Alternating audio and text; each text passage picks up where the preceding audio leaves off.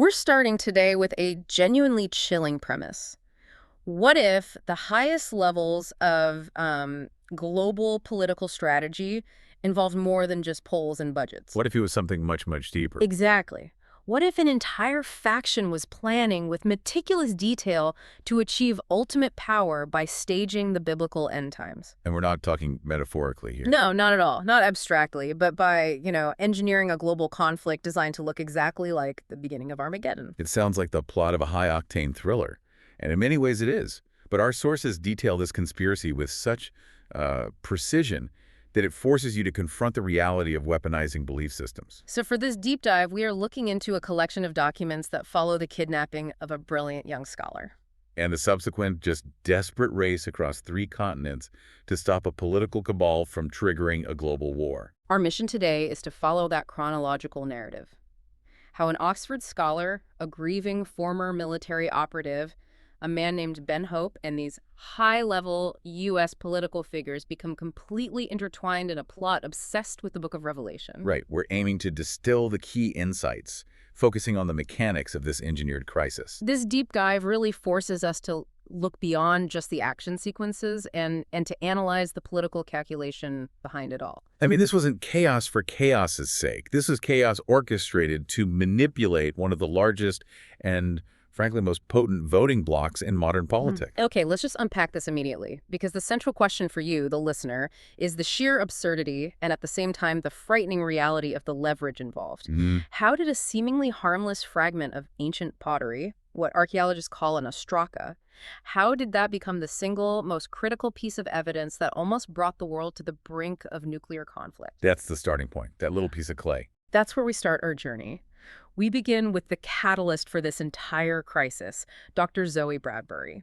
And she is just a phenomenal figure in the academic world. I mean, only 26 years old. Just 26. Yet she's already an author, a historian, and a renowned biblical archaeologist. Her reputation among her peers is, rock solid. She's brilliant, published, respected. But the sources make a point of characterizing her not just as an academic. There's another side to her. She's someone who actively courts risk. Yes. She's described as wild. Right, loving the adrenaline rush and maybe harboring a little touch of hubris that comes with being exceptionally clever at such a young age. And that mix of brilliance and risk-seeking really sets the stage perfectly for what happens next in Greece. It really does. The setting is Corfu, Greece, in June of 2008. She's staying in this isolated high-cliff villa. Sounds idyllic. It should be.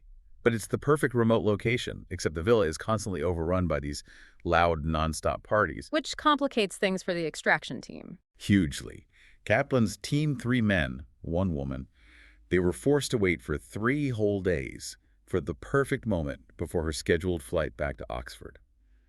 They just couldn't get her alone. So their initial plan, it was very subtle, wasn't it? Because they needed her conscious to confirm her identity, but incapacitated for the extraction. Precisely. The method involved a slow-acting chemical. An agent, who was going by the name Rick, was tasked with befriending her at the party. Using flirtation as a cover, I assume. Right. And then slipping the contents of a vial into her drink, which was a martini. And the chemical itself was quite specific. It wasn't like a knockout drug, which might lead to immediate alarm. No, that would be too obvious. It was designed to mimic severe overconsumption of alcohol. It would cause a deep, prolonged sleep hours of total unconsciousness. Making her easy to transport. And ensuring that if anyone checked on her, they'd just assume she'd had way too much wine. They'd just say, oh, let her sleep it off. It was meticulous. Yeah. But then the human element intervened. It always does. Zoe had an older acquaintance there, Nikos Karapiperas. He's described as a kind of protective figure, maybe a little jealous of the attention this Rick was paying her. And he saw something. He saw Rick acting furtively near the drink station. The source notes that Nikos didn't say anything, but he just subtly nudged the table with his knee. Deliberately. Oh, absolutely. He deliberately caused the martini glass to topple and spill its entire contents onto the stone patio. Wow. That one tiny act of intervention, that nudge, it basically changed the geopolitical timeline. Completely. The agents realized the plan had failed. Yeah. They had to immediately improvise, just dissolve back into the party crowd. Nikos, meanwhile, he warns Zoe vaguely, just suggests she should leave immediately. And she takes it seriously. She shuts down the music, ushers the remaining guests out by midnight. And this is where her love of speed saves her, at least temporarily. She jumps on her personal transportation. It's a 400cc Suzuki Bergman scooter. A powerful one. Very. And she's relishing the thrills and risk of the ride. The agents, they realize she's actually fleeing, so they just abandon all subtlety and pile into a car. So now we have a high-speed pursuit through the dark, winding Greek roads. Exactly. And the chase becomes this desperate move for Zoe. She takes a risky detour down a rough farm lane, a path barely wide enough for the scooter, which she knew ended at a padlocked gate. But she had a plan. She did.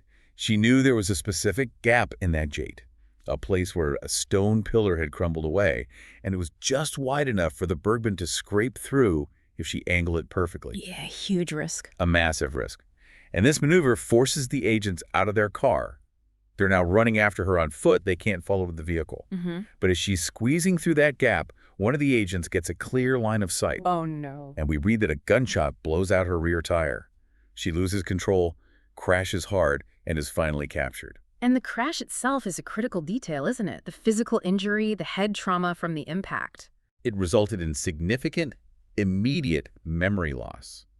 Amnesia. When she wakes up, days later, somewhere around day 3 or 4 of her captivity, she's in a secure, derelict facility on the island of Paxos. And she literally cannot remember who she is or why she was worth kidnapping. Which is a major, major complication for the conspirators. They kidnapped the archaeologist to get the information encoded in the Sostraka, but now their leverage is just gone. It's locked behind a wall of trauma. So Zoe, the source of their knowledge, has now become a liability. It forces them to adopt harsher and more dangerous extraction methods, which we'll definitely see later. Meanwhile, 10 days have passed. Back in England, these events kick Ben Hope into action. Let's talk about Ben, our reluctant hero. Ben he's a fascinating character. He's an ex-SAS major, specialized in crisis response, particularly in finding kidnap victims. He's the best at what he does. But we find him trying to fundamentally change who he is. Right. Ben is in the middle of a profound psychological transformation and is rooted in grief. His wife, Lee, was murdered, and he made this solemn promise to himself to leave the dangerous world of private military operations behind for good. So he's enrolled at Christ Church, Oxford. He's trying to finish a theology degree. With the goal of becoming a reverend or a priest. I mean, it's a complete 180 from his past life. And this internal conflict is symbolized so powerfully in the sources. They describe him wearing his gold wedding ring, not on his finger, but on a thin leather thong around his neck. A constant reminder of his loss, his promise to Lee, and his pledge to pursue a life of peace and service. It's always there. And the call that just shatters this fragile peace comes from Professor Tom Bradbury, Zoe's father. He's a theology scholar Ben knows from Oxford. It is day 10 now.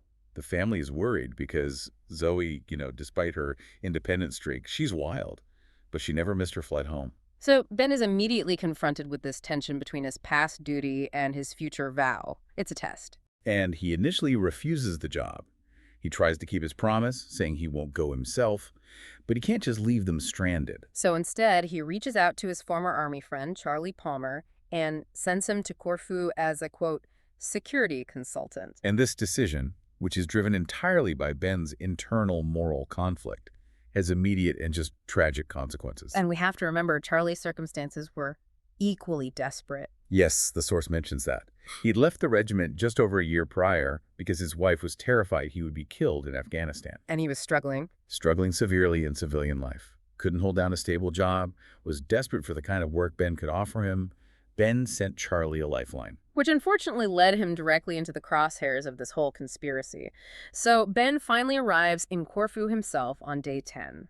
He recognizes that just sending Charlie wasn't going to be enough. And Charlie, meanwhile, he's been busy. His initial investigation confirmed Nikos Karapaparou's suspicions about Rick and the spiked drink. He put the pieces together. Crucially, Charlie also found the rucksack. Yes. Zoe had left it with Nikos for safekeeping. Inside were her passport, tickets, and this is the financial thread that unravels the whole plot. A large amount of U.S. cash. And this is the first tangible sign that the kidnapping wasn't random or for some standard ransom. Not at all.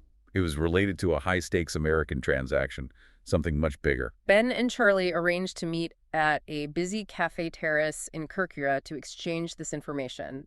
Ben is, desperate for updates. But before Charlie can fully lay out the complexities of the U.S. cash and the murdered Nikos, the conspirators intervene with savage finality. A bomb. A bomb planted by a mercenary named Herzog hired by Irving Slater, detonates on the terrace. And the effect is brutal. It's designed to eliminate any witnesses, any immediate threats to the operation. The sources paint a horrifying picture. 7 people dead, 11 injured. It's a massacre. And the personal cost is immediate and devastating for Ben. Charlie Palmer, his loyal friend and former colleague, he's killed instantly. The source focuses on this grim detail of Charlie's hand, still gripping the arm of his chair after the rest of his body was just consumed by the blast. Horrific. Ben, who is injured by flying glass, survives through sheer instinct and training. And in that immediate aftermath, injured and reeling, his training just takes over. He doesn't panic. He sees a small boy, Eris, near the blast site and instinctively throws his body over the child, protecting him from shrapnel and debris. That act of selfless preservation is so important because it shows the moral core of Ben, even as he is dragged screaming back into this world of violence. But saving the boy doesn't save him from the authorities. Captain Stephanies of the Corfu police immediately begins questioning him. And Ben is evasive, which is a crucial mistake given the context. A huge mistake. He claims his passport and tickets burned, even though they were safely locked away. He's carrying a large wad of cash, uses no credit cards. So to the police, he looks exactly like a foreign operative involved in high-level criminal activity. He's a man with a military background, now surrounded by dead civilians, and he's refusing to cooperate fully. Stephanies has no choice. He orders him to stay on the island. So Ben is now injured, grieving, a murder suspect, and the only person left hunting for Zoe. And the tragedy of Charlie's death just solidifies Ben's resolve. This isn't just a job anymore, it's personal retribution. So how does he pivot from being cornered in Corfu to finding the trail? It's the money, and the address is found in Zoe's travel pouch. That provides the key he needs. He focuses on the U.S. connections. A name, Augusta Vale, and a name or nickname, Cleaver, both associated with U.S. international prefixes. And the large amount of U.S. currency confirms the destination. He understands the violence in Corfu was designed to cover up a crime that was committed in the U.S., so he travels to Savannah, Georgia. His target is Zoe's lawyer, Skid McCluskey. When Ben finds him, McCluskey is not well. His legs are in plaster casts, suggesting he was recently injured or maybe even tortured. And he's under the suspicious guard of a woman named Molly. It's not a friendly situation. And McCluskey, under Ben's very intense interrogation, provides the core revelation that shifts the entire motive for the kidnapping. This changes everything. Zoe wasn't just working. She was actively blackmailing a highly influential figure, and that figure was Clayton Cleaver. And this is where we need to spend some time to really analyze the leverage. What could a 26-year-old biblical archaeologist possibly hold over a powerful American political figure? It wasn't political secrets. It wasn't financial malfeasance. No, it was a discovery Zoe made on a dig in Turkey, a fragment of ancient pottery. Let's pause and define that artifact for the listener, because the entire plot, everything, hinges on this single object. It's an ostraka. Right. An ostraka is essentially a shard of pottery used in antiquity. It was, a cheap, readily available writing surface like a notepad or a receipt when papyrus was too expensive. And Zoe's fragment wasn't large, but whatever message or inscription it carried was powerful enough to compel this man, Cleaver, to pay $25,000 up front. With $10 million more scheduled just to keep it suppressed. Yeah. To bury it. And Cleaver himself is not a small player. He is a major evangelical figurehead, a successful author whose books shape the views of millions, and he's currently running for governor. The sources also confirm he's receiving a staggering $100 million investment from his wealthy benefactor, this Augusta Vale. So this is a man operating at the intersection of religion, wealth, and high-level politics. When Ben confronts Cleaver, the evangelical figure admits it. He says he paid the blackmail willingly. He maintains his innocence regarding the kidnapping, but the crucial point is that he openly acknowledges the ostraka fragment was central to his theological and political messaging. It threatened his carefully constructed narrative of the end times. And this brings us to the most chilling insight of this entire section, Cleaver's specific politicized interpretation of the Book of Revelation. He wasn't just a generic preacher. He was providing a blueprint for modern geopolitical anxieties. He was connecting the dots for people. He focused specifically on Revelation 13.1 scene 18, the famous passage about the mark and number of the beast. And Cleaver linked current events directly to that prophecy. He argued the euro currency was a precursor to the one world currency, which is the necessary precursor for the Antichrist to rise. And here's the key political detail. He specified the Antichrist would be a charismatic European leader, likely English. The idea is to tap into existing fears about globalization and European influence. But the mechanism for starting the war, the spark that lights the tribulation, was also meticulously defined. Cleaver insisted the prophetic conflict, the war of Gog and Magog, would start with Iran attacking Israel. This specific interpretation is the foundation upon which the entire conspiracy rests.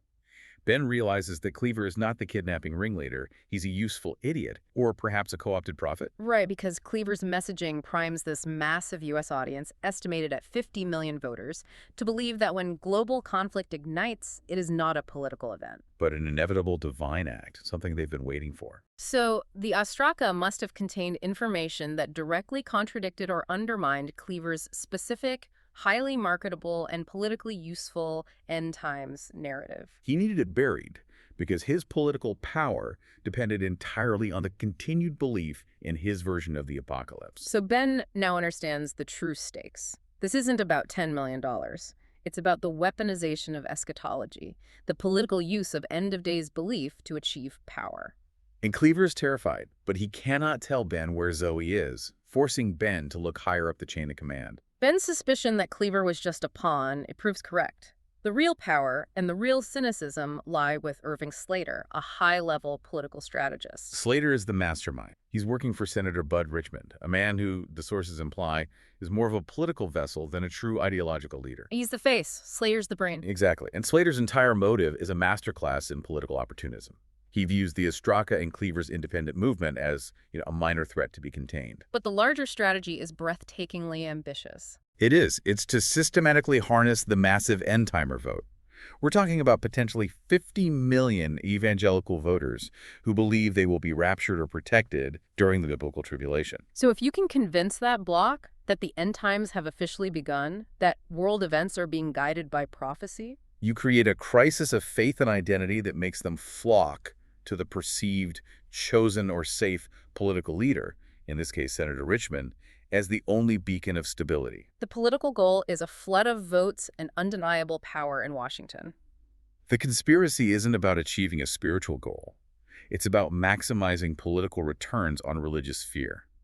And to accomplish this, they needed two things. Zoe to secure the Ostraka's location, and a remote deniable holding cell. And Zoe's eventually located at an unauthorized secure facility near Chinook, Montana, a derelict, abandoned hotel repurposed as a black site. And the method they chose to extract the information from her, it confirms the extreme depravity of Slater's operation. To break Zoe's amnesia, they brought in a medical professional. Dr. Joshua Greenberg, a highly successful neurologist and psychiatrist who is a lecturer at Columbia. So this wasn't some back-alley thug. Not at all. And Greenberg's presence underscores the depth of the corruption. He wasn't a mercenary, he was a blackmailed intellectual. The sources detail that he was coerced into working for the cabal due to old college secrets, compromising photos related to an early scandalous relationship. His professional reputation was his entire life, and the cabal held the trigger to destroy it. Initially, Greenberg was ordered to use ethical, gentle therapy to restore Zoe's memory. The cabal preferred subtlety if they could get it. But Jones, the aggressive, impatient agent overseeing the facility, he quickly grew tired of the slow, ethical process. He demanded immediate results. He explicitly pushed for more pressure, which was a clear euphemism for torture. This brings us to the horrifying chemical weapon at the heart of this phase of the kidnapping. Greenberg was forced to procure a highly dangerous serum. The source describes it as a clear, viscous fluid stored ominously in an amber bottle with no label, the kind of weapon that operates completely outside any legal or medical framework.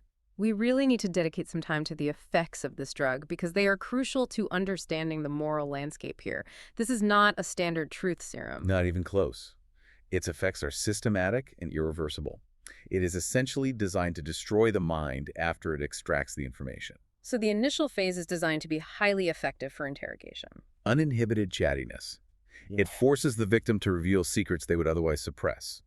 But the second phase is terminal. It systematically liberates every deeply repressed fear, every dark emotion, paranoia, rage, grief, terror. And it drives the victim into irreversible, terminal madness. The sources are absolutely clear on this. There is no antidote. There is no way back once the drug takes hold. Faced with the reality of destroying Zoe's mind permanently, Dr. Greenberg finally chooses conscience over self-preservation. He attempts to free her from the facility, but Jones catches him in the act. And Jones's response is immediate and brutal. He murders Dr. Greenberg, shoots him in the face.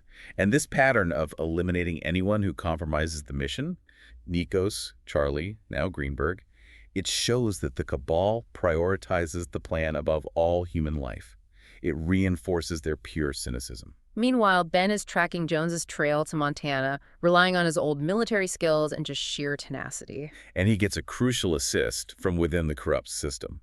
CIA agent Alex Ferrante, who defects after witnessing Jones's extreme brutality. Which included the murder of Greenberg and the execution of 2 local Georgia police officers who got too close to the investigation there. Alex's defection is key. It's proof that the rod hasn't reached everyone within the intelligence community.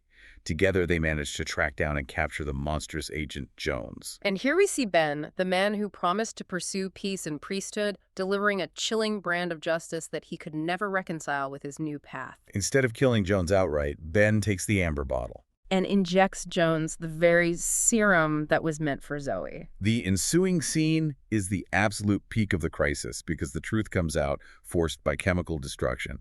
As Jones descends into chemically induced madness, battering his head against the floor, screaming in a spiral of repressed terror. He delivers the core confession. And this confession is the ultimate confirmation of the geopolitical plot.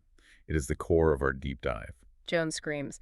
Zoe Bradbury was kidnapped by U.S. agents and brought to an unauthorized, secure facility to extract the information from her to eliminate any opposition. And then the final line. Zoe Bradbury was kidnapped to start Armageddon. That phrase is a pivotal moment in the source material.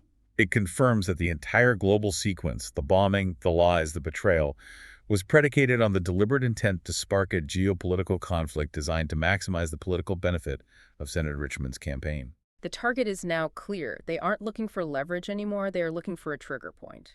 So, following the confrontation in Montana and Jones's confession, Ben and Alex are immediately brought into CIA custody. They're flown straight to Langley, Virginia. And Ben is debriefed by Murdoch, the CIA director, and a helpful founding agent named Callahan. Ben is, exhausted, but he has the full picture, and he needs to convey the immediate danger. At Langley, Ben connects the final dots for the intelligence officials. He explains that this high-level cabal, they don't even need the Ostraka anymore. No, the artifact has served its purpose. They just need to prove that prophecy is real to secure their voting bloc. And they plan to initiate the apocalyptic sequence by staging a massive, definitive act of terror that can be instantly blamed on a specific religious group, guaranteeing a retaliatory war. This means identifying the ultimate symbolic target. And that target is the Dome of the Rock, or Kubat al-Sakra, located on the Temple Mount in Jerusalem. We must emphasize the historical and religious weight of this site for anyone who doesn't know. It is the third holiest site in Islam, after Mecca and Medina. But critically, it sits on the very site where the original Jewish temples stood. So for extremist elements, both Jewish and Muslim, the dome is the ultimate flashpoint. Destroying it is the guaranteed trigger for war. There's no coming back from that. And the motive is just chillingly precise. The conspirators plan to destroy the Dome of the Rock and frame a Jewish operative for the act. This would instantly guarantee a catastrophic retaliatory war between the Muslim world and Israel, exactly fulfilling the staged prophecy, the Gog-Magog conflict, that Cleaver and his 50 million voters were waiting for. Global conflict, possibly nuclear, ensues. Yeah. And Senator Richmond rises as the safe harbor. The urgency is staggering. Ben informs the CIA leadership that the attack is imminent. It's set for 6:40 p.m. Israeli time, meaning they have less than 20 hours to prevent world war. And Ben is in this precarious position. He is covered in blood, an injured civilian, yet he holds the key to stopping the whole operation. And he uses this leverage immediately. He demands a deal from Murdoch. Before he shares any more details about the bomber's identity or location, Zoe Bradbury must be flown safely back to her family in England under full, non-corrupt protection. And Murdoch, realizing the scale of the threat, agrees. Zoe is secured, and the race begins. Ben immediately flies to Ben Gurion Airport and rushes straight to Jerusalem. But the conspiracy is not completely neutralized. Callahan, the seemingly helpful CIA agent, is secretly working for Slater. And Callahan attempts one final act of sabotage by setting a trap for Ben in the Old City. Ben is directed to a supposed asset in the Jewish quarter who is, in fact, a highly trained operative. Instructed to eliminate Ben before he can reach the Temple Mount. But Ben's SAS training surfaces once more. He immediately recognizes the hostile intent. He recognizes the trap.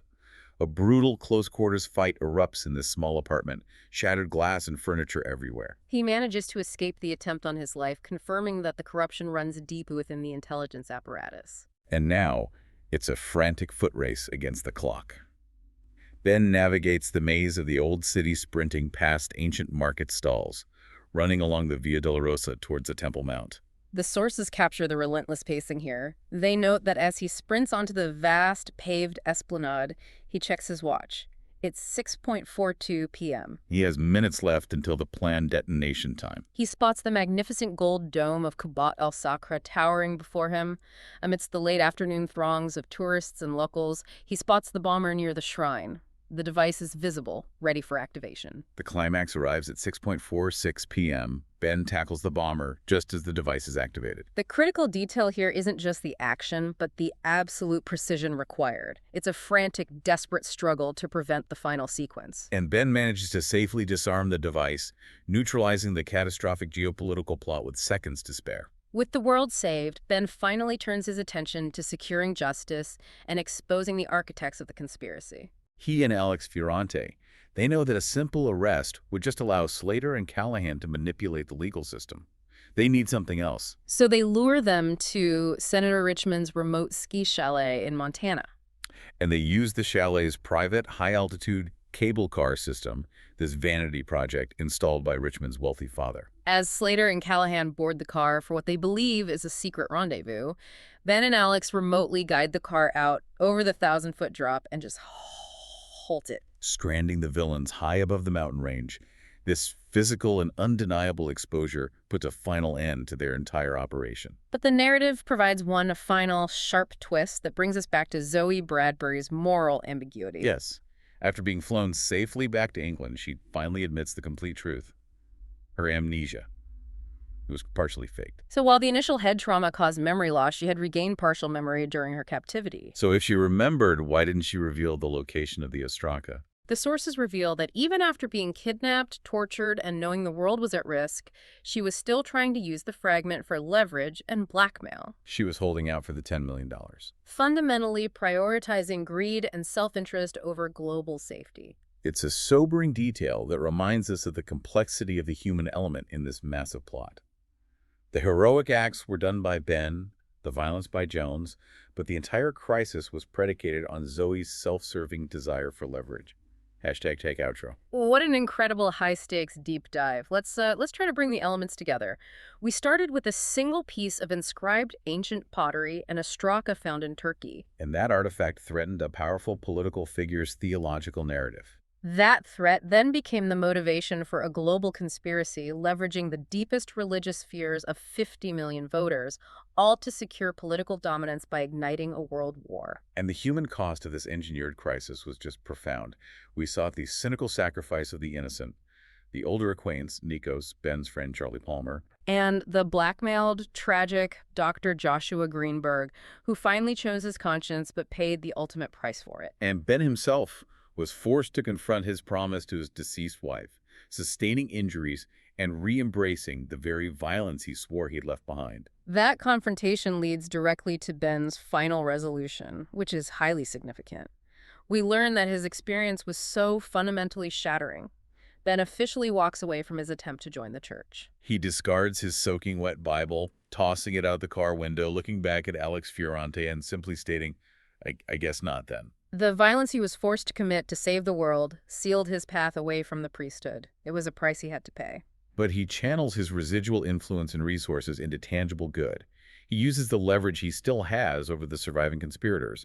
He forces Clayton Cleaver to become a patron of the arts, funding Lucy Wilde, the Oxford artist he met during his brief period of peace. He ensures the kind Montana farmer, Riley, who helped him in Chinook, gets a better truck.